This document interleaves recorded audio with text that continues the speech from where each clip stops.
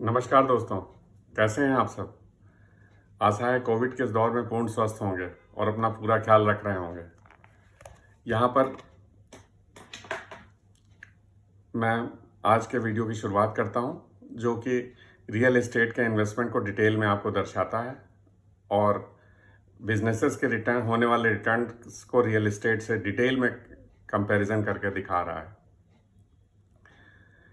आज का वीडियो शुरू करने से पहले मित्रों, मैं चाहता हूं मैं अपने पिछले वीडियो की थोड़ा सा ब्रीफ बात कर लूं। मेरा पिछला वीडियो गोल्ड और बिटकॉइन के इन्वेस्टमेंट के बारे में था, जिसमें कि जॉन सी बोगल और वारेन बफे ने बिटकॉइन और गोल्ड के इन्वेस्टमेंट के बारे में क्या उसके पहलू हैं, क्या रिटर्न देता है, इसको डिटेल में बताया था और बिजनेसेस के रिटर्न काफ़ी अधिक उससे होते हैं वो भी बताया था।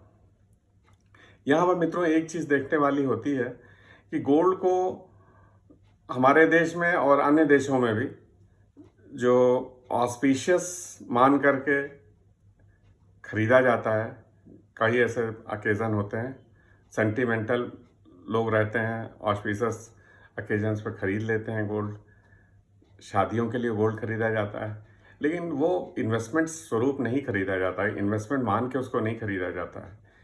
जो मित्रों मैंने बात करी है, जो मैं आपको बताना चाह रहा हूँ, वो गोल्ड एज ए इन्वेस्टमेंट आपको बताना चाह रहा हूँ या बताया है, या गोल्ड एज ए इन्वेस्टमेंट का क्या रिटर्न आता है वो आपके सामने रखा है।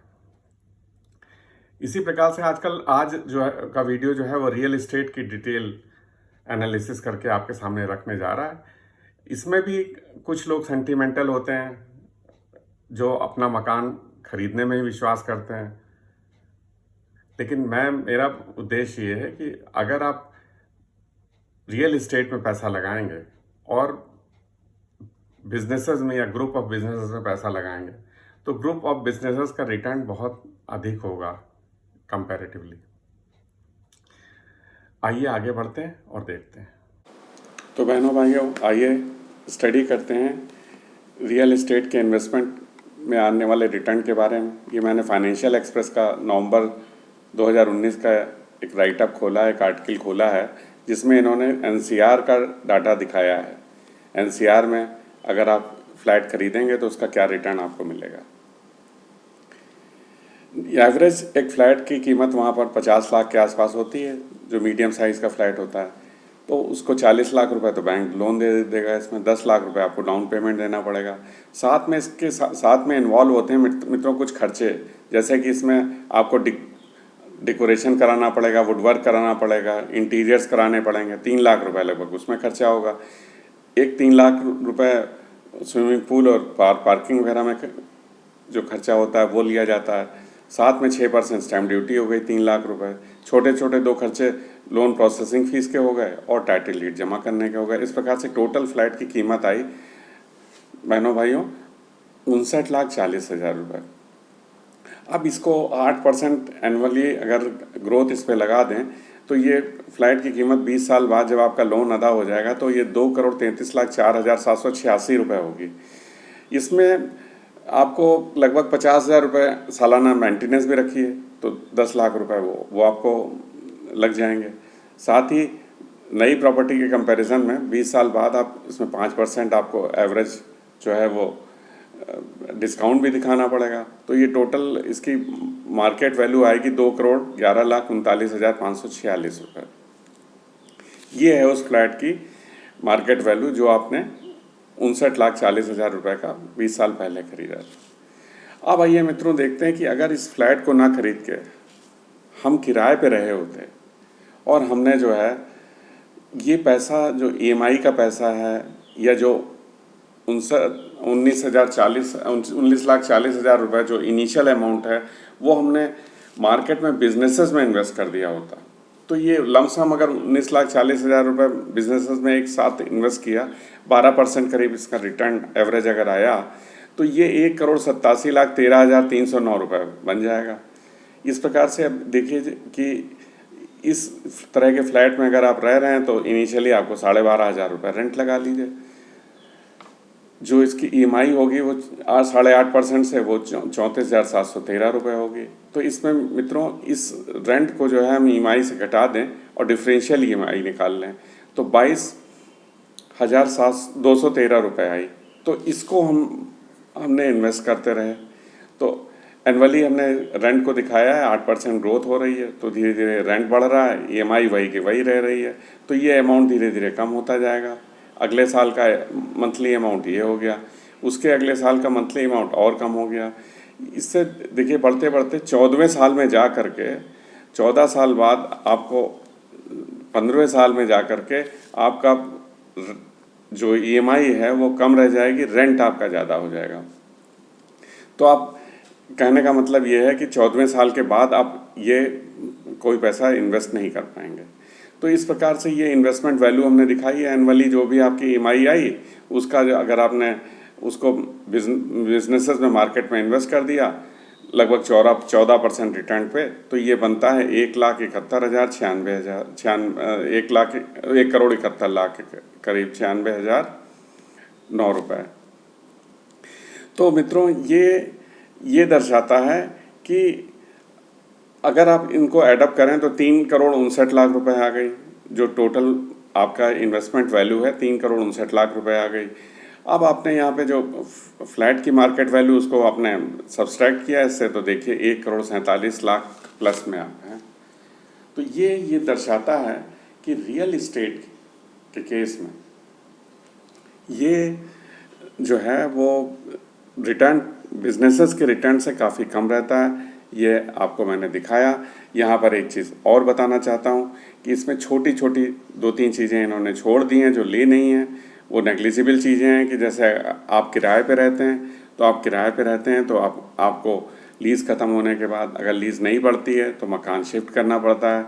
तो आपके साथ डेस्टिनेशन जो स्थान का एडवांटेज है वो आपके पास है। मान लीजिए आपके बच्चे किसी पर्टिकुलर स्कूल में पढ़ते हैं, आप वहाँ पे घर ले सकते हैं। और साथ में अगर आपका ऑफिस करीब लेना चाहते हैं घर तो वहाँ पे ले सकते हैं। अगर आपका अपना ख़रीदा हुआ मकान है तो वो एक निश्चित स्थान पर है। तो ये एडवांटेज रहते हैं। साथ साथ में जब आपको शिफ्टिंग करनी पड़ती है तो उसमें भी थोड़े खर्चे इन्वॉल्व होते हैं, वो यहाँ इन्होंने कंसिडर नहीं किए हैं। तो वो बहुत नेग्लिजिबल हैं, इसलिए कंसिडर नहीं किए हैं, इसलिए इनको छोड़ा भी जा सकता है। तो ये तो था मित्रों भारत का हाल जो एनसीआर में हमने देखा। अब आइए आपको क्रेडिट सूस जो एक इन्वेस्टमेंट बैंक है दुनिया का बहुत ही नामी गिरामी, उसकी रिपोर्ट के बारे में हम दिखा देते हैं, जो कि बेसिकली डिफरेंट इन्वेस्टमेंट्स के बारे में स्टडी करता है। तो इनकी जो ईयर बुक है वो हर साल ईयर बुक छपती है। 2018 की ईयर बुक हम जो है वो आपको इन्वेस्टमेंट रिटर्न की ले लेते हैं, जिसमें रियल इस्टेट के बारे में इन्होंने चैप्टर 4 में पेज नंबर 26 पे दिखाया है। आइए खोलते हैं और आपको थोड़ा सा बताने का प्रयास करते हैं, जिससे आपको एक आइडिया हो जाएगा कि दुनिया में क्या चल रहा है रियल इस्टेट के फील्ड। ये देखिए मित्रों एक रिपोर्ट है, real price of domestic housing in 11 countries. ये 117 साल का डाटा ये दिखा रहे हैं। देखिए मित्रों 1900 से लेकर के 2017 तक। अब इसमें देखिए सबसे ज़्यादा रिटर्न एनुअलाइज जो आया है डोमेस्टिक रियल इस्टेट में वो ऑस्ट्रेलिया में आया है 2.2%, यूके में आया 1.8%, फिनलैंड में आया 1.7%, डेनमार्क में 1.3%, फ्रांस में 1.2%, बेल्जियम में 1%, नीदरलैंड में 0.9%, नॉर्वे में 0.9%, स्वीडन में 0.8%, स्विट्ज़रलैंड में 0.7% और यूएसए में देखिए 0.3% ही आया है। तो एवरेज रिटर्न जो है एनुअलाइज्ड अगर आप कैलकुलेट करें तो ये 1.3% रहेगा। भारत में रिटर्न ज़्यादा आ रहा है। कारण बहुत सीधा है कि ये सारे कंट्रीज़ जो इन्होंने 11 कंट्रीज़ लिए हैं ये सब डेवलप्ड कंट्रीज़ हैं, यहाँ पे इन्फ्लेशन नहीं है। और जो भारत है वो अभी डेवलपिंग कंट्री होने की वजह से वहाँ इन्फ्लेशन है, तो इसलिए वहाँ पे रिटर्न आपको ज़्यादा देखने को मिलेगा। तो देखा मित्रों आपने कैसे दिल्ली एनसीआर में रिटर्न रियल एस्टेट का डिटेल में दिखाया गया। और अगर आप उसको रियल इस्टेट में इन्वेस्ट ना करके अगर ग्रुप ऑफ बिजनेसेस में इन्वेस्ट करें तो सीधा सीधा 1,47,00,000 का अंतर आता है। 1,47,00,000 प्लस में आप जाते हैं अगर आप मकान ना खरीद के उसको पैसे को इन्वेस्ट करते रहते हैं। तो यहाँ पे ये देखने वाली बात है। साथ ही में मैंने विश्व के 11 बड़े देशों की भी बात की। 11 बड़े देशों में जो क्रेडिट स्विस की रिपोर्ट है वो भी आपको दिखाई कि उनमें 117 सालों में क्या रिटर्न आया है। जो कि मैंने दिखाया वो सारे के सारे डेवलप्ड कंट्रीज़ हैं। अमेरिका का रिटर्न भी उसमें देखिए 0.3% ही आ रहा है। तो वहाँ से भारत में रिटर्न थोड़ा ज़्यादा आता है, क्योंकि कारण उसका ये है कि भारत में इन्फ्लेशन है। वो डेवलप्ड कंट्रीज़ हैं, वहाँ इन्फ्लेशन नहीं है। अब मित्रों, अंत में चलने से पहले मैं आपको एक निवेदन करना चाहता हूँ कि यदि आपको मेरा वीडियो अच्छा लगा है तो वीडियो को लाइक करें, चैनल को सब्सक्राइब करें और अपने मित्रों में शेयर करें। और कमेंट बॉक्स में कमेंट करके मुझे ज़रूर बताएं कि आपको मेरा वीडियो कैसा लगा। आने वाले वीडियो भी मैं आपको विश्वास दिलाता हूं कि बहुत इन्फॉर्मेटिव होंगे। पीछे वाले वीडियो के सारे लिंक मैंने डिस्क्रिप्शन बॉक्स में दिए हुए हैं, आप उसमें जाके देख सकते हैं। आज की भी जो सूचनाएं मैंने इस्तेमाल करी हैं वो भी डिस्क्रिप्शन बॉक्स में उनके लिंक दिए हुए हैं, आप जाकर डिटेल में देख सकते हैं। ईश्वर से प्रार्थना करता हूँ कि ईश्वर आपको और आपके परिवार को कोविड के समय में पूर्णतः स्वस्थ रखे। नमस्कार, धन्यवाद।